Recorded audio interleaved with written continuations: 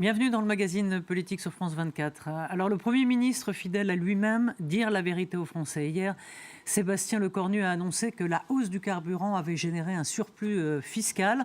En clair, l'État a gagné de l'argent. Mais le Premier ministre, pour l'instant, a opté pour une autre stratégie que celle du chèque, des aides immédiates ou des boucliers tarifaires pour les Français.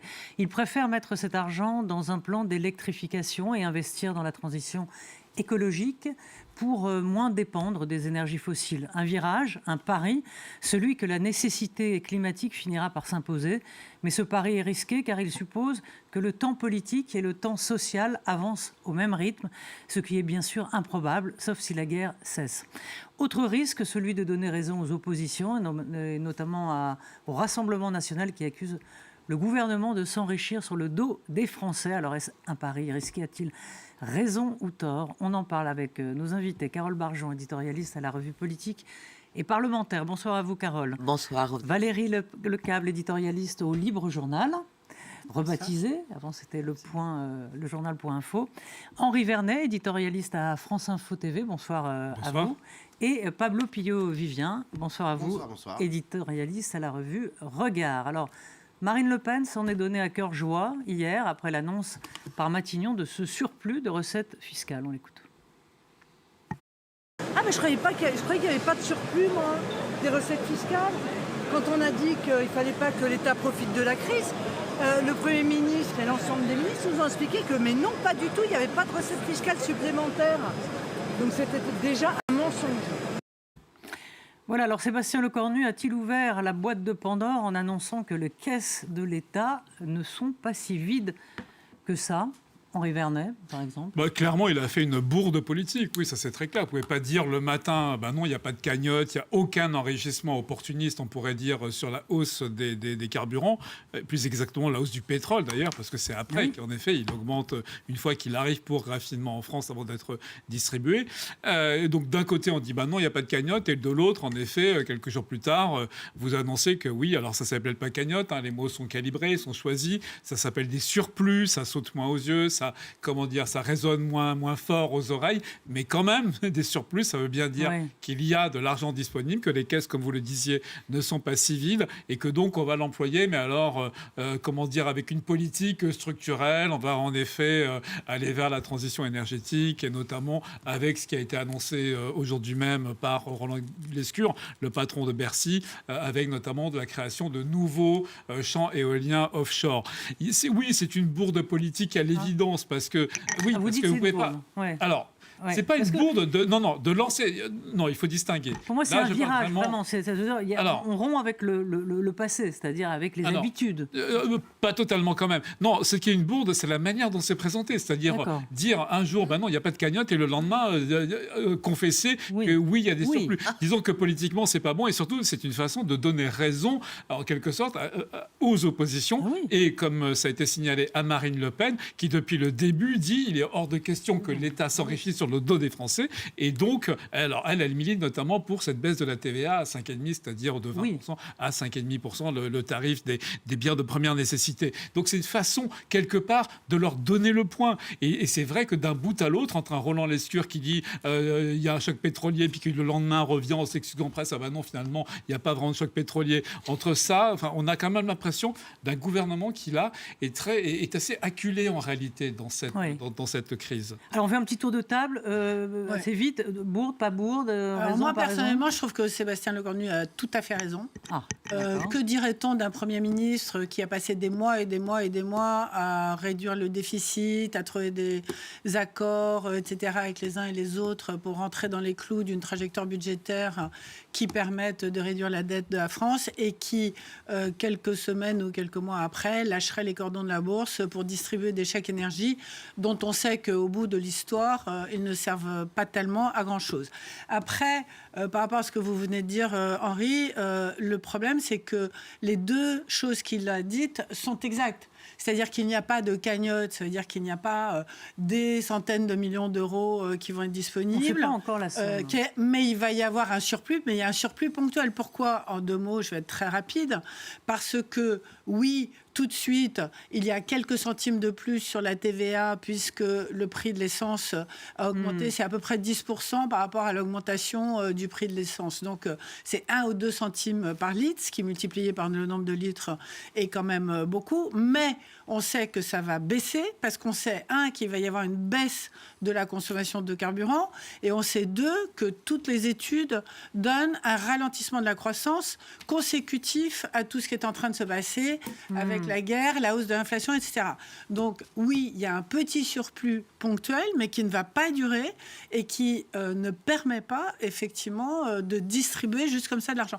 Et juste pour terminer, enfin, on passe à la transition énergétique. Souvenez-vous que Jimmy Carter, en son temps, avait déjà dit la même chose. On va arrêter de mettre de l'argent dans le pétrole et on va passer à la transition énergétique. C'était il y a des années et il ne l'a pas fait. Et si on continue à être dépendant du pétrole ad vitam aeternam, on ne va jamais s'en sortir. Donc oui, amorcer la transition énergétique, c'est une bonne chose.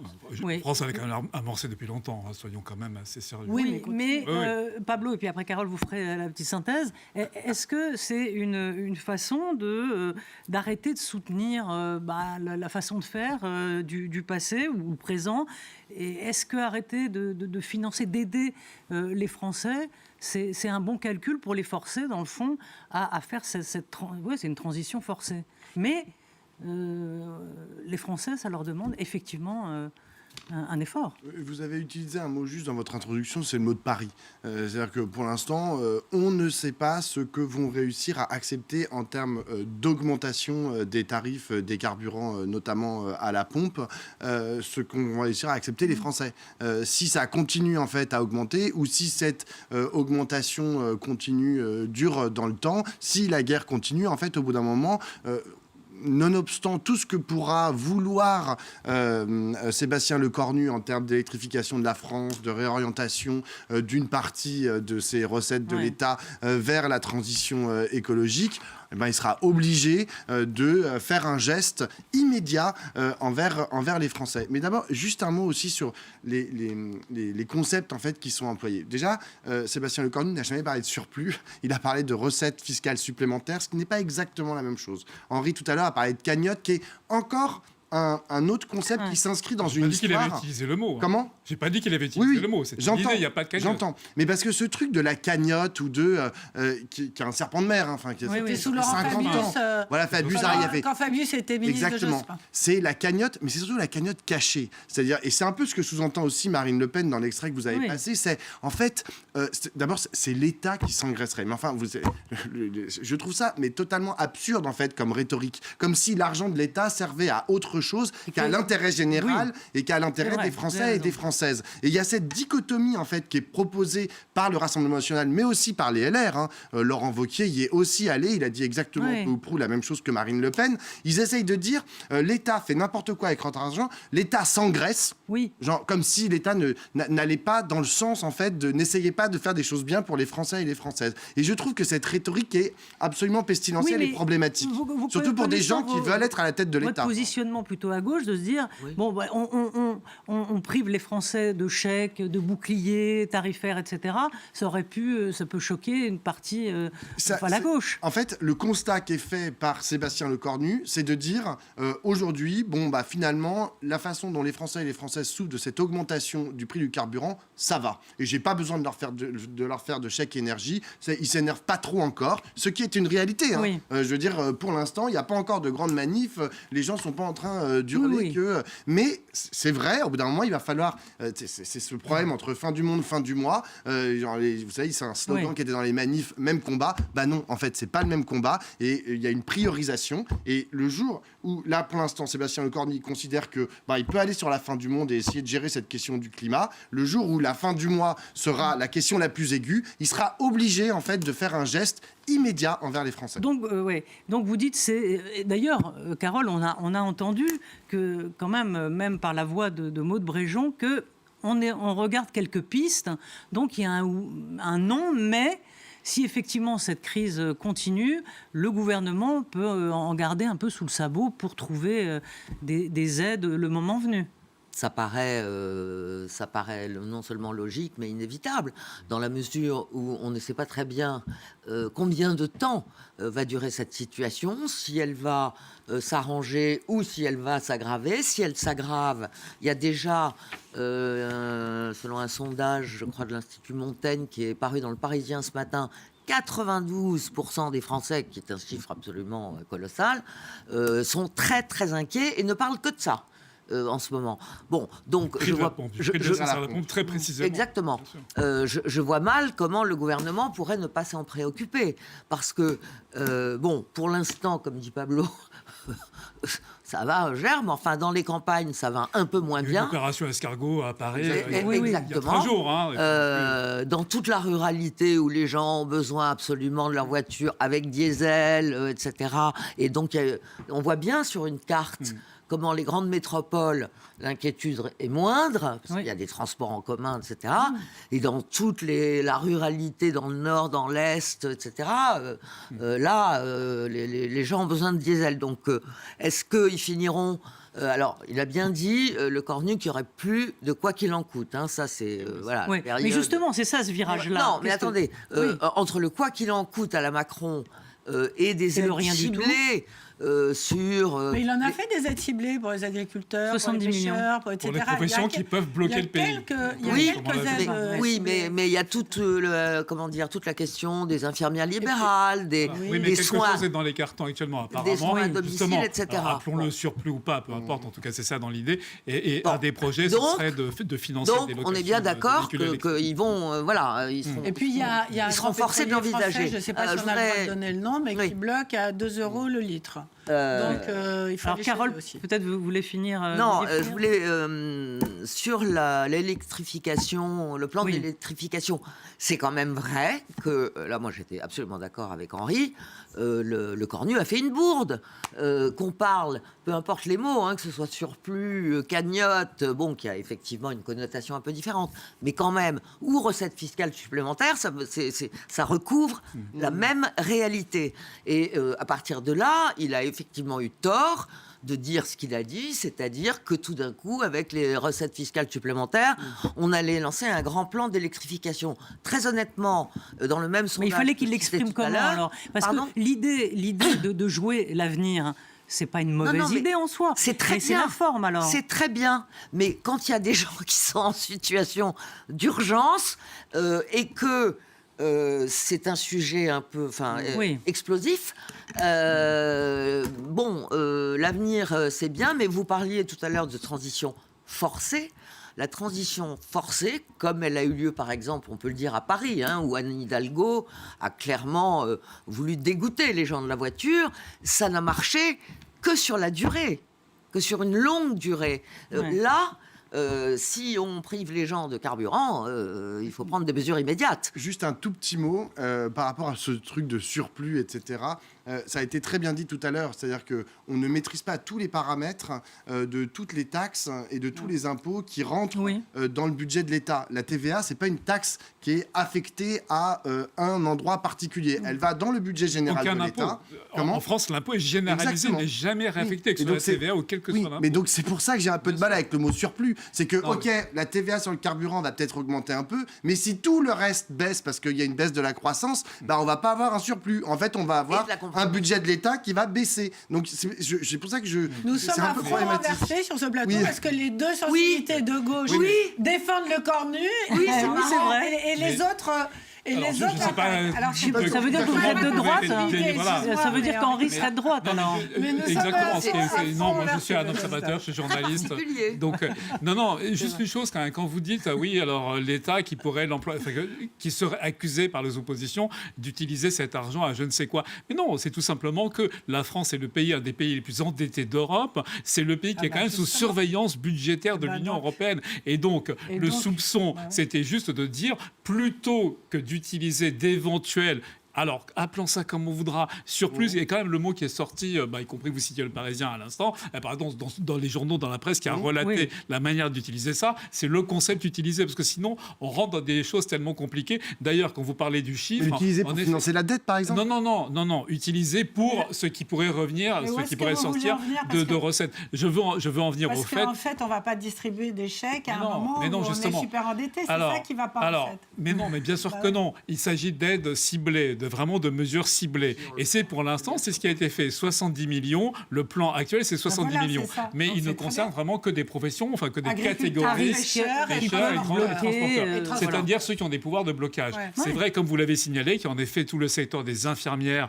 libérales, des aides à domicile, etc., qui sont également des rôleurs qui en ont besoin pour eux. Et c'est cela, c'est quand même un peu décrit. Une des mesures qui est à l'étude, c'est donc d'utiliser un petit peu d'argent pour, par exemple, prévoir des systèmes vraiment ciblés sur ces catégories, sur les infirmières, pour avoir des locations gratuites de véhicules électriques. Donc tout ça, c'est vraiment calibré. Non, mais c'est jamais... Donc on leur dit, vous allez louer des voitures... C'est une des possibilités. Et puis en effet, il y a ce plan, cette transition. Après, bien sûr que la transition écologique, c'est par définition quelque chose qui prend du temps. Soyons honnêtes quand même, c'est un pays... Alors bien sûr, Hidalgo à Paris, ça n'a pas braqué tout le monde, puisque quand même son successeur a été réélu. Enfin, a été élu pour sa part. Mais quand même, c'est un des pays qui a avancé sur ce thème-là. Donc on ne le découvre pas aujourd'hui. C'est vrai qu'il faut mettre un cran supplémentaire, il y a des avantages. Mais en effet, tout ça prend énormément de temps. Donc voilà, moi, c'est là où je voulais en venir. C'est à cela. C'est que je ne crois pas une seconde qu'il n'y aura pas d'autres mesures. Et quand je parlais de bourde politique, c'est parce que c'est une façon... le gouvernement a manqué de pédagogie, a manqué d'éducation. Par exemple, on ne sait pas du tout combien ça rapporte. Là, Laurent Wauquiez, c'est vrai qu'il a parlé de 2 à 3 milliards. On ne sait pas. Parce que ça ne veut rien dire. Henri, ça ne veut rien dire. Mais voilà. Combien ça rapporte, ça ne veut rien dire. Parce que si d'un autre côté, on perd parce que les gens vont moins acheter de courgettes et de riz et de pâtes, parce que là aussi, il y a une TVA, et qu'il y a de l'inflation qui va rogner les salaires, etc. Donc, en effet, il y aura moins de production. Ça, on est d'accord là-dessus.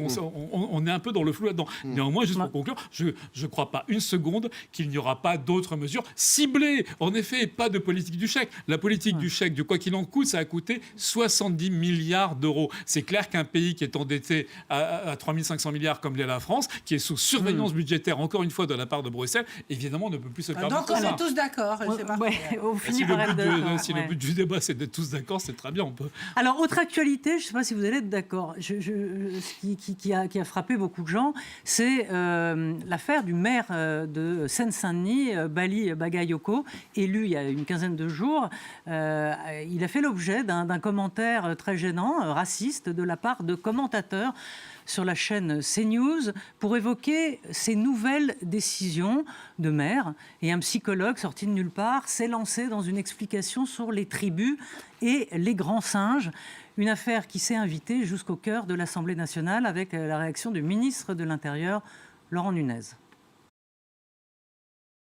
Ce sont des propos qui sont ignobles, inacceptables. Et nous allons continuer à suivre cela de très près. Mais ces propos-là, tels qu'ils ont été tenus, je peux vous assurer que comme ministre de l'Intérieur, et je m'adresse évidemment sous l'autorité du Premier ministre au nom de l'ensemble du gouvernement, nous allons les expertiser. S'il doit y avoir des poursuites pénales, il y aura des poursuites pénales.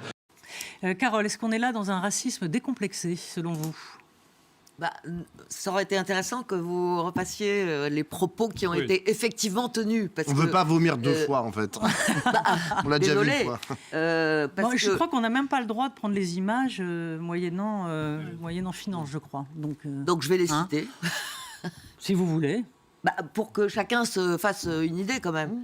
C'est un psychologue qui s'appelle Jean Dorido, qui a dit sur CNews qu'il était important de rappeler que l'homo sapiens, nous sommes des mammifères sociaux et de la famille des grands singes, et que par conséquent, dans toute collectivité, dans toute tribu, nos ancêtres chasseurs-cueilleurs vivaient en tribu. Bon, bref. Et quel rapport avec la choucroute? Et donc, mais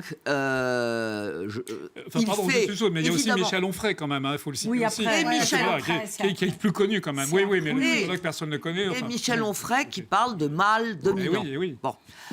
Et de tribus. Pardon ? Et de tribus.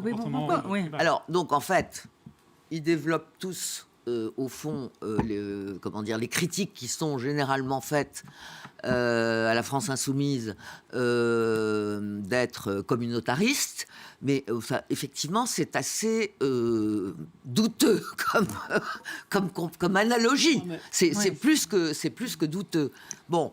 Là-dessus, le nouveau maire de Saint-Denis, Bagayako, porte plainte et demande à l'Arcom d'interdire CNews. Bon, l'Arcom s'est saisi du dossier, on verra ce que ça donne. En tout cas, ça mérite pour le moins un rappel à l'ordre et une sanction. Oui, donc ça choque évidemment tout le monde. Je ne sais pas qui interviewait le maire de Saint-Denis ce jour-là, mais peut-être le journaliste aurait-il pu mais ils interviewaient intervenir. Pas le maire de Saint-Denis. En fait, ce qui s'est passé, c'est que le maire de Saint-Denis avait demandé lors du premier conseil municipal qu'on lui fasse allégeance et pour jouer le jeu de sa nouvelle élection, en fait. C'est ça qui a déclenché. Donc, il y a eu des commentaires là-dessus. Pour prendre un peu de recul sur cette affaire qui dure depuis plusieurs jours, d'abord, moi, je pense que l'élection de ce maire de Saint-Denis, qui, il faut le dire, est un des seuls maires de LFI élu en France avec Roubaix et quelques villes comme Creil et je ne sais plus lesquelles. Et la Courneuve, merci beaucoup. A pris une espèce de valeur symbolique dans ce pays. Parce que cet homme est grand, a une prestance, est de couleur, il faut le dire, non blanche, ce qui ne court pas les rues. Non, mais c'est vrai. Et donc, ce qui ne court pas les rues dans notre pays, il est noir. Voilà. Non, mais je le dis. N'ayons pas peur des mots. Quoi. Non, mais dans notre pays, en France, force est de constater que ce n'est pas ce qui est le plus répandu. Il y a 36 000 communes en France. Hein. Il faut rappeler qu'il y a 36 000 communes en France, et c'est comme si tout d'un coup, ça surprenait les gens. Et la réaction qu'a été celle de CNews est absolument inqualifiable, en vérité. C'est-à-dire que, au lieu, jamais en Angleterre, quelque chose comme ça ne serait arrivé. Je veux dire, il y a eu une espèce de forme de discrimination globale sur cette personnalité en raison de sa couleur de peau, de son appartenance politique et de cette phrase qu'il avait provoquée, qui a dépassé toutes les bornes d'un pays développé, respectueux des droits de chacun, comme on devrait être en France. Donc c'est extrêmement choquant, en vérité, ce qui s'est passé. Et juste pour finir, je pense que ça a donné une dimension au maire de Saint-Denis qu'il n'avait pas jusque-là. C'est vrai que en plus, il s'exprime parfaitement bien et de façon très intelligente. Et il est très mesuré et équilibré. Et je pense que ça en fait une icône, quoi. Enfin, quelqu'un qui compte maintenant, en fait. Je voudrais citer manière de répondre au devoir d'allégeance qu'il réclamait. C'était maladroit aussi de parler d'allégeance. Même s'il a été je n'ai rien dit d'autre. Je voudrais parler. Ça nous amène à un sujet, parce que dans la revue Regard, donc votre revue, l'historien Roger Martelly revient sur le concept de Nouvelle-France, théorisé par Mélenchon. Donc c'est Roger Martelly qui fait cette analyse, et il rappelle la phrase de Mélenchon en 2025. Je cite: « Nous sommes voués à être une nation créole, et tant mieux que la jeune génération fasse le grand remplacement de l'ancienne génération. » Alors, ce concept, Pablo, est-il en train de politiquement fracturer et diviser le peuple et les gauches ? C'est assez intéressant parce que la façon dont, au départ, Jean-Luc Mélenchon et la France Insoumise, c'est-à-dire, il y a quelques années, présentaient la Nouvelle-France, c'était de dire, il y a une nouvelle génération, 2 nouvelles générations qui sont en train d'arriver. Cette nouvelle génération, elles sont féminisées, c'est-à-dire que, enfin plutôt, la place de la femme en fait dans la société nouvelle n'est pas la même en fait que dans la société qui est issue du 19e ou du 20e siècle. Elle est aussi créolisée, c'est-à-dire que Jean-Luc Mélenchon et la France Insoumise rappelaient souvent qu'un pourcentage très élevé de gens avaient un parent ou un grand-parent issu de l'immigration. Elle est très sensible aussi à certains combats sur le climat, sur les discriminations, etc. Et donc ça, c'était la proposition initiale. Aujourd'hui, force est de constater que dans le discours de Jean-Luc Mélenchon et de la France Insoumise, notamment après le deuxième tour des élections municipales, j'ai un peu l'impression qu'il a réduit ce que c'était que la Nouvelle-France à juste la question de la couleur de peau. La question ethnique. Et exactement. Donc là, je me pose la question. Mais c'est vrai Mais là où je comprends aussi pourquoi la France Insoumise fait ça, c'est parce qu'il y a eu cette mise en avant, en fait, ils ont gagné quelques mairies avec des maires qui n'étaient pas blancs. Enfin, si on enlève David Guiraud à Roubaix, les autres sont noirs ou ils sont arabes. Et donc, on les voit arriver, en fait, sur le devant de la scène. Et donc, ils ont dit, bon, bah, regardez. Bon, et en plus, ce ne sont pas des femmes. Donc vous ne pouvez pas dire c'est féminisé. Mais par contre, il a dit, regardez, nous, la France Insoumise, on propose cette nouvelle France à des rôles importants, c'est-à-dire des rôles de maire, y compris dans des villes de première importance, comme la ville de Saint-Denis, qui est une ville de plus de 100 000 habitants. Et donc, ils ont un peu réduit, mais moi, je pense qu'ils vont à nouveau réouvrir leur définition dans le moment, parce que là, maintenant, l'élection municipale, elle est derrière nous. Ils vont la réouvrir pour juste dire, en fait, la nouvelle France, c'est la France moderne, c'est la France, en fait, qui s'oppose à la France de l'extrême droite et proposée par le Rassemblement national. Henri, ce concept de nouvelle France, il est éculé. Mais pour des combats différents. Pétain en 1920, la Nouvelle France. Jospin, 2001, faire naître la Nouvelle France. Bref, et d'autres l'ont fait. Donc à voir les uns, rien à voir avec les uns et les autres, mais chez LFI, cette notion, on va dire, n'est-elle pas faite pour cliver, dans le mauvais sens du terme, comme le dit effectivement, le sous-entend Pablo, c'est-à-dire ethnique, et qu'il efface le fameux vivre ensemble cher à la gauche? C'est une crainte, et malheureusement c'est aussi un peu un constat, parce que c'est vrai que pendant la campagne, par exemple, que ce soit Jean-Luc Mélenchon lui-même ou Sébastien Delogu étaient venus justement faire campagne à Saint-Denis, et que tous les deux avaient utilisé d'ailleurs ce concept de racisé. Allez, voilà, vous allez en gros élire un maire qui vous ressemble parce qu'il est racisé. Terme n'a jamais été employé par Bali Bagayoko lui-même. Au contraire, lui, il dit, mais non, moi je suis un descendant de l'immigration, d'une France... Alors, créolisée, c'était à la limite, pourquoi pas, relativement sympathique, quoi. Mais Nouvelle-France, alors, cela dit, vous avez raison, le concept est un peu éculé parce qu'il a été utilisé à tiers d'arigot. Moi, je l'ai connu, par exemple, en Afrique du Sud, au moment de la fin de l'apartheid, mais c'est la nouvelle New South Africa, la nouvelle Afrique du Sud, mais c'était une réalité, c'est-à-dire que c'était la fin de l'Afrique du Sud, de l'apartheid, qui passait à l'Afrique du Sud ouverte.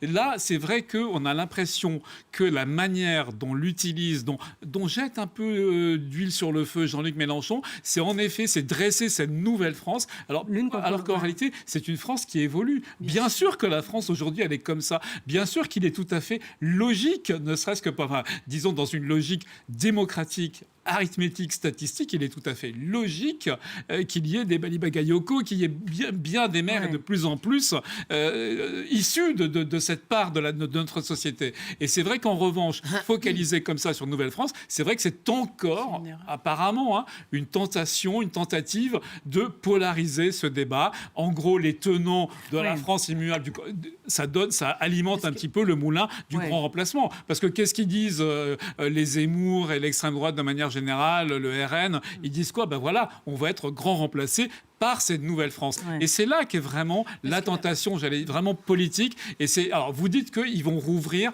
le concept, qu'ils vont l'étendre. Alors, est-ce que c'est une information que vous avez ou est-ce que c'est une analyse? Parce qu'en effet, c'est ce qui serait souhaitable. Ce qu'ils ont raconté au départ. C'est ce qu'ils racontaient au départ, et je vois qu'ils ont un peu changé une évolution municipale. Carole et après Valérie. Ce qui est certain, c'est que ça valide absolument la thèse d'Éric Zemmour du grand remplacement. Et c'est fait exprès d'ailleurs. Puisque à un moment donné, quand Éric Zemmour a parlé de grand remplacement, et il en parle quand même depuis maintenant 10 ou 15 ans, Jean-Luc Mélenchon lui est tombé dessus. Là, son concept de créolisation et de Nouvelle-France, qui donc remplace une autre France. Donc ça valide les thèses de Zemmour absolument. Donc c'est fait exprès, bien entendu, c'est délibéré, et c'est une manière d'enjamber en réalité le camp des modérés, qu'ils soient de droite, de gauche, etc., et de se poser en unique rempart contre la droite radicale et le Rassemblement national. C'est absolument évident. Mais le paradoxe, quand même, le paradoxe, c'est même...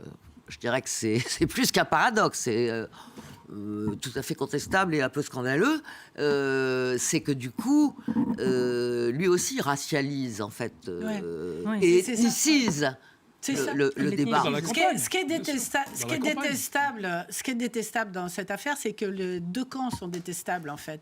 C'est-à-dire que la façon qu'à Jean-Luc Mélenchon de faire du communautarisme, il faut le dire comme ça. C'est-à-dire, c'est quoi sa stratégie ? Sa stratégie, c'est de dire il me manque X centaines de milliers de voix pour être au deuxième tour de l'élection présidentielle et je vais aller les chercher dans les communautés d'abstentionnistes, de jeunes qui sont des communautés, c'est du communautarisme, c'est-à-dire qui s'adressent à ces jeunes qui n'ont pas l'habitude d'aller voter et il fait tout pour les attirer dans leur électorat pour effectivement, comme l'a dit Carole, se retrouver au second tour de l'élection présidentielle face au Rassemblement national. Mais Fabien Roussel, l'autre jour, dont vous êtes... que vous connaissez bien, je pense, disait l'autre jour, il ne faut pas parler de Nouvelle-France, il faut parler de Nouvelle République, en fait. Et, ça aussi, c'est éculé, hein. Pardon, c'est éculé. C'est éculé aussi, mais enfin bon, en tout cas, il prend clairement une distance très claire vis-à-vis de cette stratégie-là. Parce que cette stratégie-là, elle crée et elle contribue au racisme, en fait. C'est ça qu'on voit aujourd'hui. C'est-à-dire que le fait d'affirmer avec une telle violence une stratégie d'aller chercher ces voix-là, particulièrement et seulement ces voix-là et pas les autres, crée forcément en face une réaction qui est tout aussi critiquable et tout aussi indéfendable. Mais c'est complètement la stratégie qui était celle des indigènes de la République. Et donc, là où Carole, je termine juste, c'est de dire c'est moi qui vais m'opposer au Rassemblement national et c'est pas les autres. Et on est racisé. Alors, Pablo, non, vous n'êtes pas d'accord. Pour corriger Carole, la chronique... Non, on ne me corrige pas, on corrige éventuellement mes propos. Vos propos, si vous voulez. Oui, d'ailleurs, tant mieux. Mais... vous avez dit la créolisation, c'est un concept inventé par Jean-Luc Mélenchon. Non, c'est un concept d'Édouard Glissant. C'est lui qui l'a proposé, tout comme d'ailleurs le concept de Nouvelle-France. On ne peut pas ni Nouvelle-France, ni créolisation. Ça a été utilisé politiquement par Mélenchon. Oui, si vous voulez, mais d'abord par Glissant. Et ce que je veux dire, c'est que en fait tout ça décrit, et ça a été très bien dit par Henri, c'est-à-dire décrit en fait des dynamiques et des phénomènes qui sont à l'œuvre dans la société. Jean-Luc Mélenchon dit, moi je vais me mettre du côté de ces phénomènes-là, c'est-à-dire la féminisation, la créolisation, c'est-à-dire le mélange avec l'immigration, etc. Il y en a d'autres, et vous l'avez très bien dit aussi, c'est l'extrême droite. Eux, ils se mettent en résistance face à ces phénomènes-là. À la fois, d'ailleurs, sur la question de la féminisation, mais aussi sur la question de l'immigration. Ils disent non. Il y a des Français de souche, il y a on veut moins d'immigrés, etc. Voilà. Et donc, il y a deux propositions d'analyse et de positionnement par rapport à des dynamiques qui sont en cours. Le problème, c'est que Jean-Luc Mélenchon, et il y a un truc rigolo aussi, c'est Henri a commencé à dire, oui, créolisation, c'était quand même plus sympa que Nouvelle-France. Et puis après, Carole a dit, elle a mis Nouvelle-France et créolisation dans le même sac. Au moment où Jean-Luc Mélenchon a commencé à parler de créolisation il y a quelques années, tout le monde lui est tombé dessus. Oui, c'est ce que j'ai exactement. dit. Oui, c'est ce que vous avez dit, mais c'est pour ça. Mais je contredis Henri. C'est-à-dire que, en fait, peu importe le concept que va apporter Jean-Luc Mélenchon ou la France Insoumise va mettre ça dans le débat, tout le monde leur tombe dessus en disant, vous êtes des communautaristes, vous êtes des islamistes, vous êtes des machins. C'est-à-dire qu'ils disent, il faut un peu de dignité pour le peuple palestinien. C'est des antisémites. Ils disent, vous savez, il y a de la créolisation en France, ce sont des communautaristes et des racistes. Au bout d'un moment, c'est-à-dire qu'il faut aussi laisser la possibilité à Jean-Luc Mélenchon... C'était un pur constat de ça. Et bien sûr, avec des arrière-pensées, mais le fait est que c'était un pur constat, tout simplement. C'est ce qui existe en France. Juste quand même un point, on est passé assez vite quand même, malgré tout, sur le racisme latent qui demeure dans une partie de la population, et singulièrement, évidemment, de l'extrême droite. Parce que quand même, encore une fois, les termes qui ont été utilisés... Moi c'est pourquoi j'ai rappelé qu'il y avait aussi Michel Onfray, parce que lui a une stature quand même, c'est quelqu'un qui est très écouté, et c'est vrai que c'était assez sidérant d'entendre son propos. Alors, ok, le psychologue de plateau, moi-même, je ne le connaissais pas non plus, mais c'est quand même assez dingue, en effet, Homo sapiens, les grands singes et tout, mais où on est, quoi. Mais Michel Onfray, en plus, qui y revient, alors toujours avec Darwin plein la bouche, comme il aime bien, mais quand même, on sentait que c'était aussi une façon de justifier un propos qui était quand même... Enfin, pardonnez-moi, mais assez dégueulasse en réalité. Et le problème, c'est que de constater que tout cela existe de manière aussi... Alors, évidemment, ni majoritaire, ni même, je pense, significative dans une partie du pays, c'est quand même quelque chose qui est assez préoccupant. Et cette semaine, moi, il y a quelque chose qui m'a marqué, ce sont les propos de Kofi Annan. Vous vous souvenez, qui était ministre il y a très longtemps, et c'était il y a 35 ans, c'était sous la présidence de François Mitterrand. Donc ça remonte. On lui avait donné un surnom d'ailleurs pas très gentil. Alors allez-y, parce que je me. Non, je mais justement, il était assez raciste, hein. Oui, exactement. Il avait été ministre délégué, il a été maire d'un village, d'une petite commune en Bretagne. Oui. Mais justement, il expliquait à quel point tout ce qu'il avait reçu comme marque de racisme, mais vraiment de racisme crasse, il pensait vraiment, honnêtement, que tout cela s'était atténué en 35, voire un peu plus, dans un tel laps de temps. Et quand il constate, parce qu'il a fait ce constat cette semaine, que décidément non, que ça reste présent et même prégnant chez une part de la population, mais y compris donc de gens qui s'expriment, c'est quand même une vraie préoccupation. Mais parce que ce qui est en train de se passer, et c'est ça qui est le plus préoccupant, me semble-t-il, c'est que maintenant, il y a un amalgame qui se fait au sein d'une certaine population entre ces histoires de racisme et les théories de la France insoumise. C'est ça qui est vraiment... c'est-à-dire qu'il y a une détestation de Jean-Luc Mélenchon, il y a une détestation de ses idées. Jean-Luc Mélenchon est l'homme le plus détesté de France parmi les hommes politiques. Hein. Il a un rejet à 75%, ce qui est absolument considérable.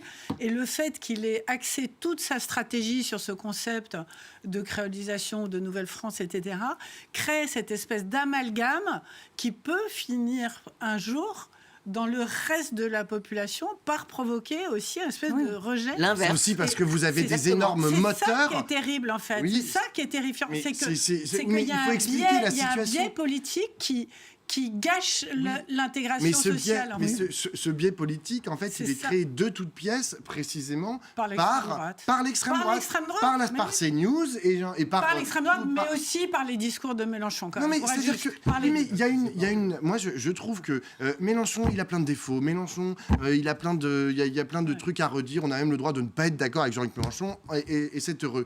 En revanche, comment ? Sur un plateau, oui, mais pas quand on est à LFI, effectivement. Mais en revanche. La façon en fait dont il est systématiquement et la France insoumise dont ils sont systématiquement attaqués aujourd'hui, de toute façon, peu importe ce qu'ils vont raconter, ça va être taxé de c'est antisémite. Mais Pablo, c'est très dangereux parce que je suis persuadée que ça les fait monter, ça. Quand ils ont 2 pages ou 4 pages dans le Figaro, quand tout le monde ne parle que d'eux et quand on les attaque... il y a quand même aussi des raisons. Ça finit, oui, mais ça va les faire monter. Non, mais je veux dire, on oublie, on parle de Jean-Luc Mélenchon et de la France insoumise. C'est comme ça que le Rassemblement national est monté. Non, mais en fait, on peut pas rendre Bali Bagayoko victime de son auteur du racisme dont il est la victime. Ce n'est pas possible, en fait. Mais là, c'est tout. J'ai quitté Bali Bagayoko. Pourtant, c'est un vrai sujet. Et on était en train de parler de Jean-Luc Mélenchon et de la France insoumise, me semble-t-il. Bon, faut quand même pas oublier qu'il y a des raisons pour lesquelles il est rejeté. C'est quand même qu'il a une députée qui, d'ailleurs, vient d'être mise en examen pour apologie du terrorisme, qui a expliqué que, le 7 octobre avait été un acte de résistance, qui ne condamne pas toujours les propos antisémites. Il y a quand même la jeune garde, le mouvement anti... Mais personne ne dit le contraire. Mais on oublie juste de le rappeler. C'est-à-dire que là, voilà. Non, mais il y a des raisons pour lesquelles Jean-Luc Mélenchon est rejeté. Ça n'explique pas. Enfin, je veux dire, il y a aucune corrélation entre ça et le racisme dont certains maires et les filles font l'objet. Et il l'instrumentalise. C'est ça le problème. C'est ça. C'est l'instrumentalisation, le danger, en fait. Voilà. Bon, c'est ça. L'instrumentalisation de quoi ? Du racisme ? Oui. Bien non, sûr. mais attendez, avant de parler d'instrumentalisation du racisme, réfléchissez au racisme. Donc, c'est toujours pareil. Il y a l'instrumentalisation de l'antisémitisme. Moi, je leur dis à gauche. Ils me disent toujours, oui, l'antisémitisme est instrumentalisé. Je leur dis, non, mais réfléchissez aussi à l'antisémitisme, c'est-à-dire à la base. Ça vaut aussi pour l'instrumentalisation du racisme. Posez-vous d'abord la question du racisme. C'est tout. Pardon. Non, mais... C'est pour ça que vous êtes revenu sur les propos initiaux sur lesquels on était partis, c'est-à-dire ceux qui avaient été tenus sur ces plateaux. Donc ça, c'est vrai qu'en effet, c'est un fléau vraiment à résoudre. Mais cette polarisation augure quand même assez mal de la campagne présidentielle. Oui, Oui, et puis il y a le terme, alors ça n'a rien... Bon, j'ai pas le temps, il reste 30 secondes. Il y a le terme antifasciste aussi quand même, parfois, dès qu'on n'est pas d'accord avec les... Comme Jean-Luc Poudin, le maire de Toulouse. La France insoumise, ils sont taxés... Non, c'était ironique, hein, pardon, au cas où... Bon, c'est pas grave, le débat est terminé de toute manière, donc merci d'y avoir participé, c'était fort intéressant. Donc, Revue Regard, à lire l'analyse de Roger Martelly, Libre Journal, qui a changé de nom, hein, et ma chère Carole, donc Revue Politique et Parlementaire. Et Henri, on vous écoute, on vous entend, on vous voit sur France Info TV. Merci à vous, et merci à Flore Simon, et merci à toute l'équipe technique. À très vite.